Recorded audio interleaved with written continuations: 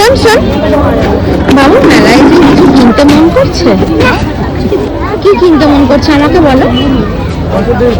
বলো কিছু হয় না, আমার আমার কিছু কিনতে ইচ্ছা করছে তোর জন্য।